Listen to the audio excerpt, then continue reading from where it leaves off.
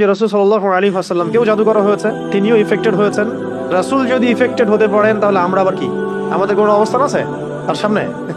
ঘটনা হচ্ছে রাসূলুল্লাহ সাল্লাল্লাহু আলাইহি ওয়াসাল্লামকে একবার একজন ইহুদি, বাইরে সে রূপ ধরে থাকতো যে সে মুসলিম, মুনাফিক, আসলে সে ছিল ইহুদি। হ্যাঁ, লাবিদ, তার নাম ছিল লাবিদ বিন আসাম।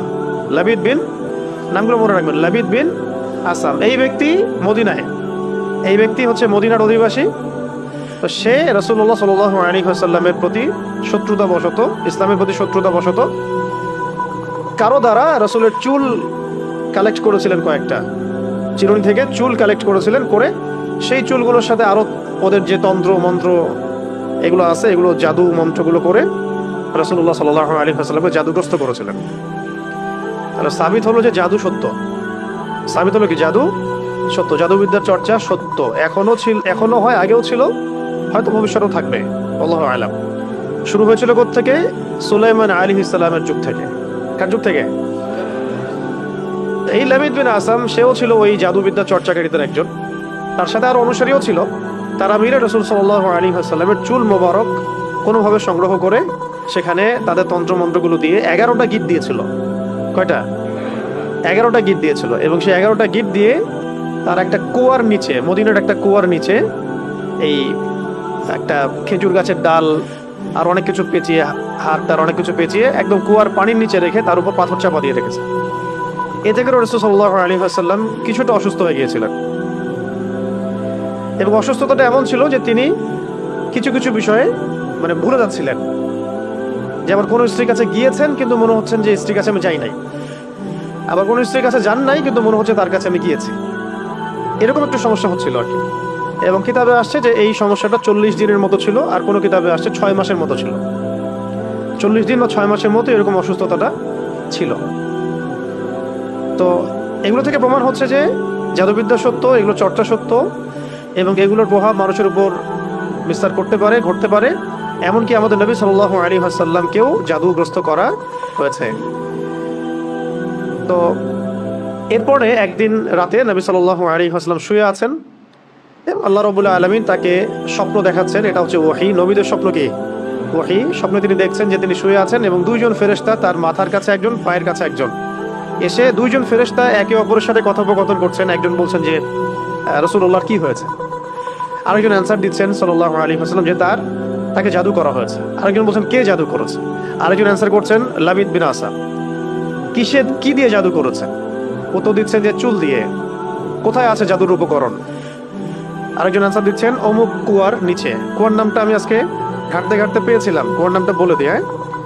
কুয়ার নামটা হচ্ছে জারওয়ান নামক কুয়া। কি নাম? জারওয়ান। এটা মদিনায় আছে, এটা একটা গোত্রের মধ্যে আছে, গোত্রটার নামটাও জানা দরকার। এগুলো আমি একটু ঘাটাঘাটি করছিলাম যে গোত্রের নামটা কি, কোন গোত্র এই কাজটা করেছিল। বনু জুরাইক গোত্র, এখানে ইহুদিদের অনেকগুলো গোত্র ছিল, বনু কোরাইজা, বনু কাইনুকা, বনু নাজির, এরকম অনেকগুলো গোত্র ছিল না? বনু জুরাইক একটা গোত্র ছিল, বনু জুরাইক। এই বনু জুরাইক গোত্রের এই লাবিদ বিন আসাম, সে এই জাদু করেছিল, জাদুর উপকরণ রেখেছিল ওই জারওয়ান নামক কূপের নিচে, জারওয়ান নামক কূপের নিচে। এখন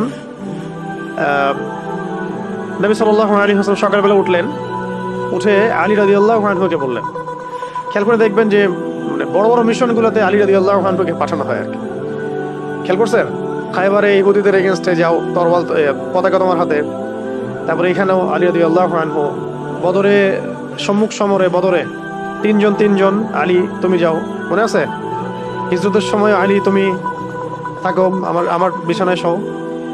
আবার ওই একবার যে খবর পাচার হয়ে গেল হুদাইবিয়া সন্ধির পরে, মক্কা বিজয়ের আগে আক্রমণের সময়, আর ওই যে একটা মহিলা তার কাপড়ের ভিতরে তথ্য নিয়ে চলে গেল, মনে আছে? হাতেদ বিন আবি বালতা রাদিয়াল্লাহু আনহু চিঠি দিয়ে দিয়েছিলেন যে মক্কা আক্রমণ হতে পারে। তো এই মহিলাকে ধরার জন্য পাঠানো হয়েছিল আলী রাদিয়াল্লাহু আনহুকে। আবার খন্দকের যুদ্ধের সময় আমর বিন কি জানি নামটা, আমর তার সামনে আছে। আমর বড় একজন কাফের, তার সাথে 20 জন লড়াই করতে পারতো না এমন একজন ব্যক্তি ছিল। শেষ হুঙ্কার ছাড়ছিল খন্দকের যুদ্ধের সময়, কে আছো আমার সাথে ব্যাটল করবা, তখন আলী রাদিয়াল্লাহু আনহু। তো মাশাআল্লাহ, আমরা যেন তার মতো জিন্দেগি পাই, আমিন। তার মতো ঈমান, আমল, আখলাক আল্লাহ পাক আমাদেরকে দান করেন, তার ছিটা ফোটা দান করেন, আমিন। এখন আলী রাদিয়াল্লাহু আনহুকে পাঠানো হচ্ছে, যাও ওই কুয়ার মধ্যে নিচে এই উপকরণ আছে, নিয়ে আসো। তিনি নিয়ে আসলেন। নিয়ে আসার পরে এই সূরা দুটো নাজিল হতে থাকলো। তখন জিবরাইল আলাইহিস সালাম সূরা ফালাক এবং নাস নিয়ে আসলেন আল্লাহর পক্ষ থেকে, নাজিল হলো এবং একটা একটা করে আয়াত তিলাওয়াত করা হচ্ছিল এবং একটা একটা করে গিট খুলে যাচ্ছিল। এরপরে নবী সাল্লাল্লাহু আলাইহি ওয়াসাল্লাম পরিপূর্ণ সুস্থ বোধ করলেন। এরপরে বলা হচ্ছিল যে তাকে শাস্তি দেওয়া হোক, তাকে মৃত্যুদণ্ড দিয়ে শাস্তি দেই। নবী সাল্লাল্লাহু আলাইহি ওয়াসাল্লাম তাকে মাফ করে দিলেন, তাকে মাফ করে দিলেন।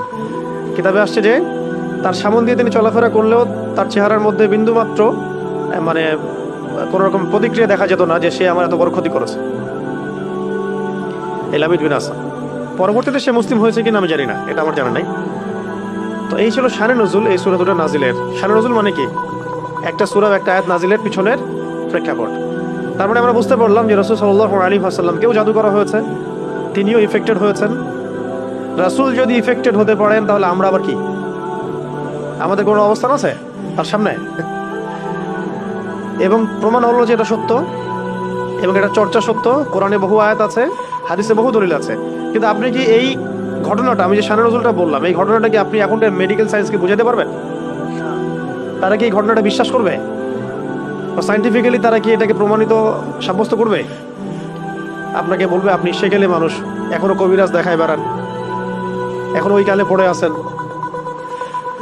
তো এখন এটা হচ্ছে একটা মানে ইন্টারনাল ব্লাইন্ডনেস, আমাদের আধ্যাত্মিক অন্ধত্ব আর কি, স্পিরিচুয়াল ব্লাইন্ডনেস। যে এই যুগের মানুষেরা, আমরা যারা এই যুগে বসবাস করি, আমরা আমাদের বাহ্যিক দৃষ্টির বাইরে কিছু বিশ্বাস করতে চাই না, তাই না? বাহ্যিক দৃষ্টির বাইরে আমরা কিছু বিশ্বাস করতে চাই না। আপনি মেডিকেল সায়েন্সের কাউকে এটা মনে হয় না বোঝাইতে পারবেন জাদু বলেও কিছু আছে।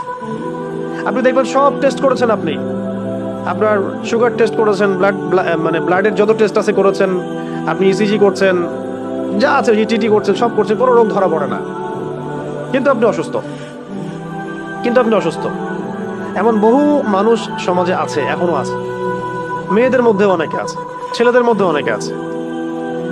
ঠিক আছে, পরে আমি কিছু বলছি যে কি কি এটার প্রতিকার হতে পারে এবং কি কি কাজ করলে এগুলোতে ইফেক্টেড হয় মানুষ আর কি, এবং কোন কোন কাজগুলো করলে আমরা বেঁচে থাকতে পারবো।